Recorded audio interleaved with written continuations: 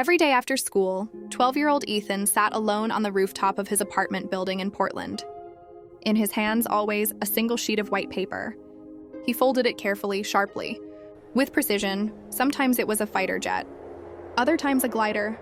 But always, when finished, he wrote something on the wing, a name, a word, a sentence. Then, without ceremony, he let it fly. Neighbors sometimes watched, confused, curious. Ethan wasn't always like this. He used to be loud, joyful, a constant presence in the school science club.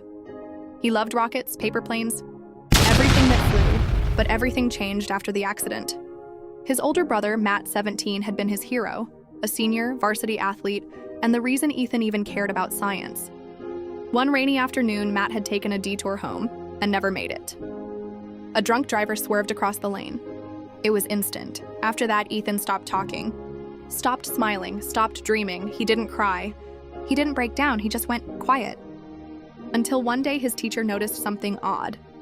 Ethan's science notebook was filled with designs, not homework, but paper plane sketches.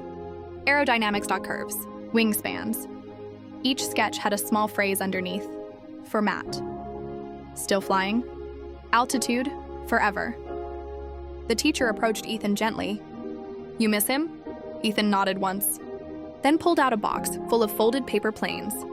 Each with a message, he whispered, "I send one every day, so he knows I'm still here." The teacher said nothing, but that weekend she called a favor. The next Monday, when Ethan walked into class, the school principal was there. So was a man in uniform, a pilot from the nearby Air National Guard. They had a surprise. Ethan was invited to visit the airbase, to learn how real planes fly, to talk to engineers, to build one of his own designs, and with help. He went quietly. But when he saw the cockpit, he smiled. For the first time in months. They let him fly a simulator, review wind tunnel data, even name a drone after his brother. Matt 1, Memory Altitude Test Transport. Ethan's idea? Release a paper plane from 10,000 feet went with a message inside. 6 months later, that happened. From a military aircraft, Ethan's folded plane was dropped over the Pacific, carrying a note that read, "I'll keep flying. You keep watching until we meet at cruising altitude."